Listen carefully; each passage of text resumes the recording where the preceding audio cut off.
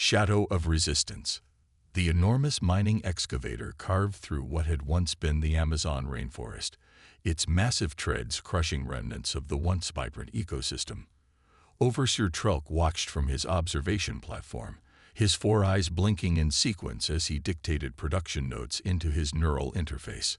The Krylax Empire had controlled Earth for 3 centuries now, transforming the planet into one massive resource extraction operation. Quota exceeding projections by 17%.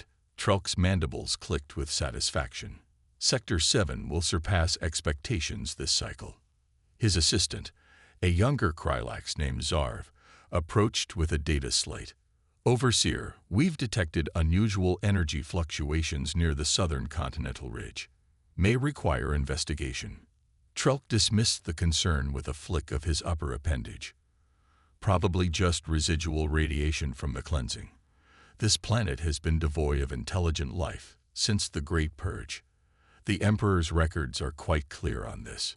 But Zarv persisted. The pattern seems artificial.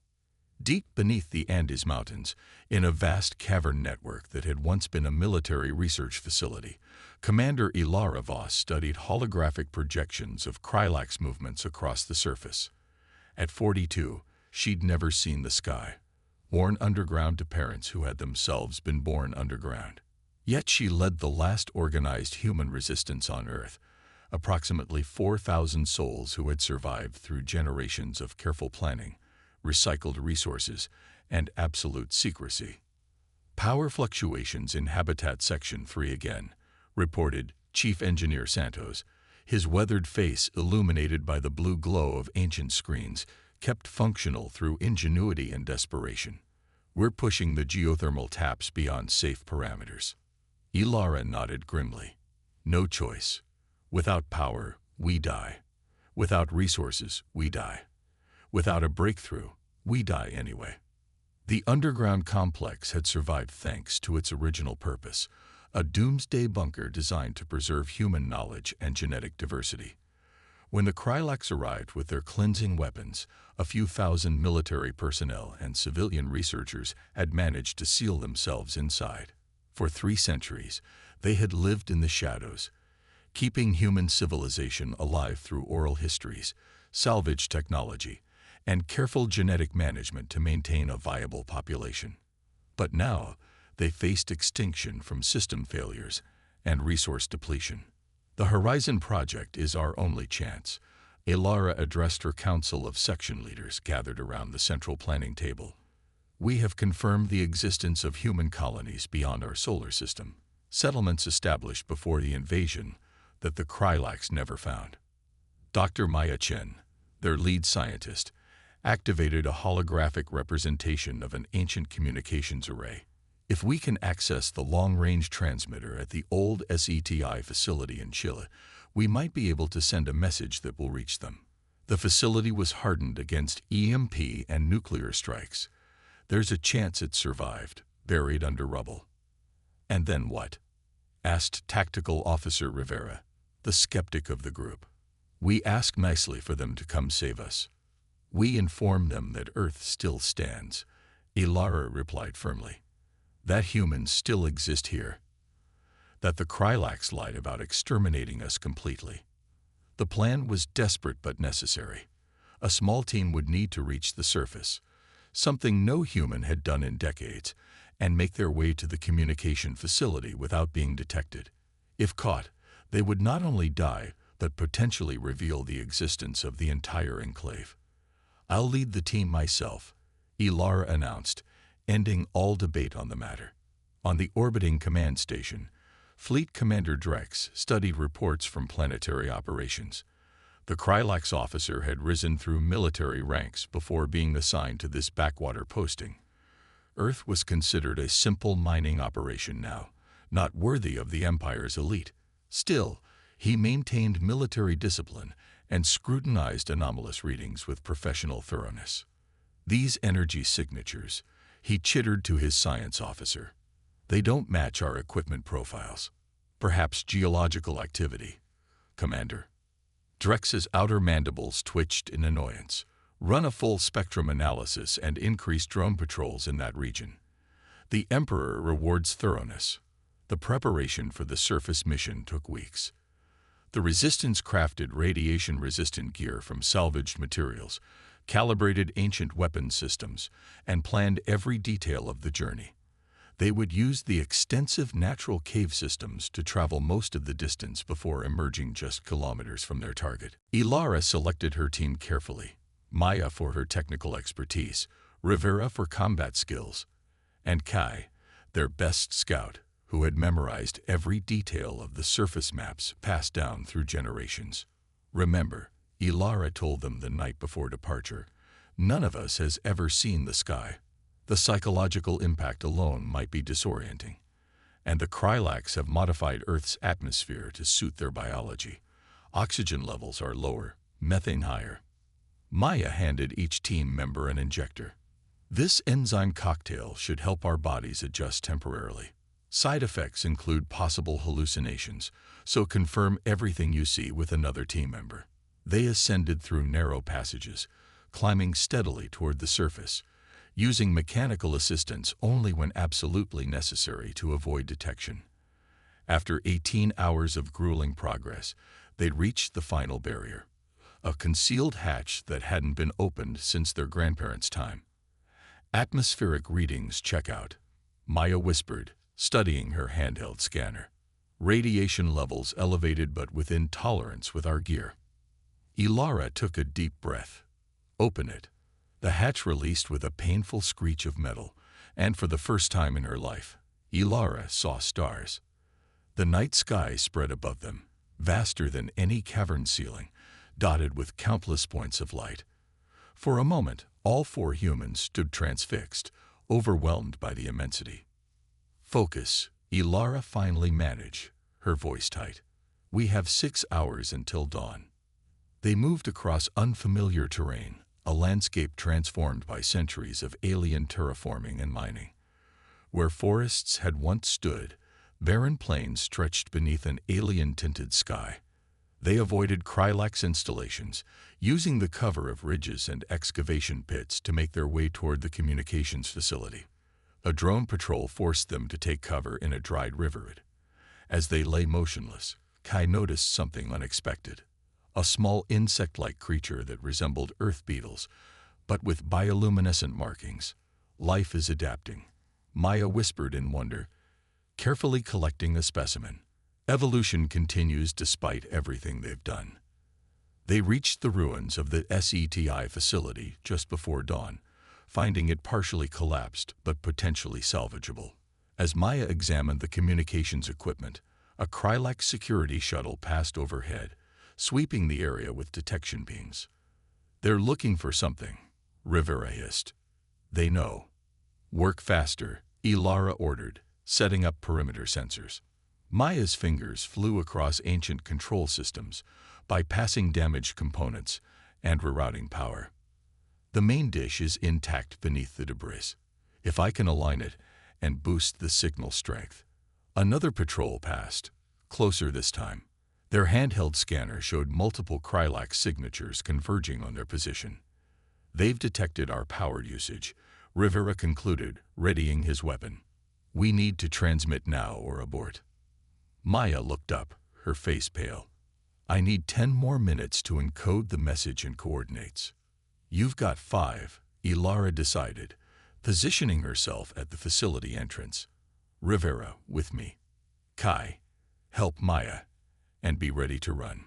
The first Krylax scouts appeared over the ridge, their chitinous armor gleaming in the early dawn light. Rivera fired a precision shot, dropping one before it could alert others. Ilara targeted a second, her ancient rifle discharging with surprising force. Signal encoding complete, Maya called out, initiating transmission. The facility's buried dish began to move, debris shifting as it oriented toward a specific point in space. Power surged through systems unused for centuries. Multiple hostiles approaching, Rivera warned as more Krylax appeared. We're surrounded. The transmission would take 3 minutes to complete, the longest 3 minutes of their lives. Ilara and Rivera, held off the advancing Krylax forces, using the ruins for cover. Kai was hit in the shoulder, the alien weapon burning through his protective gear. Transmission at 60%, Maya reported, helping Kai to shelter behind a console. Commander Drex himself arrived in a command shuttle, his voice amplified across the battlefield. "Surrender, humans. Your species was declared extinct 3 centuries ago. This resistance is pointless." Ilara felt a chill at hearing the alien directly address them as humans. Their greatest secret was exposed. But it no longer mattered. "Transmission status," she called to Maya. "Completed." Maya shouted back. "The message is away." Ilara activated the facility's self-destruct sequence, another failsafe built by their paranoid ancestors. "Fall back to the emergency exit. Move." As they retreated through a concealed underground passage, the facility erupted behind them, burying any evidence of their specific technology. The Krylax would know humans survived, but wouldn't know how many or where. "What now?" Rivera asked as they made their painful journey back toward their hidden home. Ilara's expression was grim but determined. "Now we prepare for war, and hope our message was heard." In the darkness of space, beyond the reach of Krylax sensors, the signal traveled outward, carrying encoded data about Earth's condition, the Krylax occupation, and precise coordinates. It was headed for Proxima Centauri, where the first human colony ships had been directed centuries ago. The message was simple: Earth endures. Humanity survives. The enemy believes us extinct. Return and reclaim what was taken. Reclamation. 5 months after the transmission, Krylax security forces had turned the planet into an armed camp. Commander Drex had been promoted to Planetary Defense Overseer, granted emergency powers to hunt down what the Empire now recognized as a human insurgency. Mining operations continued, but under heavy guard, with new scanning systems deployed to detect underground complexes. Another empty cavern system. Drex's second-in-command reported, mandibles clicking in frustration. "That's the 12th this cycle." Drex studied the geological survey maps. "They're leading us away from their actual location. Each discovered hideout has been deliberately staged." His compound eyes narrowed. "Increase scanning resolution and expand the search radius. I want their nest found before the Emperor's envoy arrives." The discovery of surviving humans had caused political tremors throughout the Krylax Empire. The complete eradication of humanity had been a foundational propaganda point for centuries, proof of Krylax superiority and justification for claiming Earth. Now that narrative was threatened. Deep in the resistance base, conditions had deteriorated. Increased Krylax activity had forced them to shut down essential systems to avoid detection, leading to food shortages and equipment failures. But morale remained surprisingly high. Another patrol diverted, reported Communications Officer Liang, monitoring intercepted Krylax transmissions. "Our decoys are still working." Ilara nodded, though the constant stress had carved new lines in her face. "Any response to our transmission?" "Nothing yet, Commander." The silence was expected but still disheartening. They had no way of knowing if their message had been received, or if human colonies even still existed. All they could do was survive, and continue to distract the Krylax from finding their true location. Until the proximity alarms triggered. "Multiple objects entering the system," Liang announced, her voice rising with excitement as she interpreted the data. "Not Krylax configurations. They're using human recognition codes." Across the command center, faces turned toward the main display as objects resolved into ship signatures, dozens of them, moving with precision toward Earth. The vessels were unlike anything in their historical records, clearly advanced far beyond pre-invasion technology. "They came," Ilara whispered, momentarily overcome. Then, snapping back to command mode, "Send the acknowledgement signal through the backup array. Tell them we're still here." In orbit, Drex received the alert with disbelief.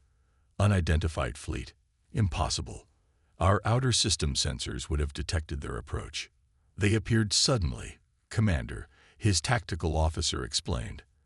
"As if they emerged from nowhere. On the bridge of the human flagship Reclamation, Admiral Sereno watched Earth grow larger on the viewscreen. Born on Novaterra, the largest human colony world, she had trained her entire life for this mission. 3 centuries of technological development, unhindered by Krylax interference, had given humanity advantages the invaders couldn't imagine. Phase space transition complete, her navigation officer reported. All ships accounted for. Stealth systems holding. The human fleet had developed phase drive technology that allowed them to travel through an alternate dimensional space, invisible to conventional sensors until they emerged. It was just one of many advancements born from the desperate need to survive after Earth's fall. Open channel to all ships, Sereno ordered. Commence Operation Homecoming. The first Krylax defense satellites exploded without warning, destroyed by weapons they couldn't detect. The human fleet appeared seemingly out of nowhere, already inside their defense perimeter. Quantum-locked targeting systems neutralized orbital platforms before they could activate shields.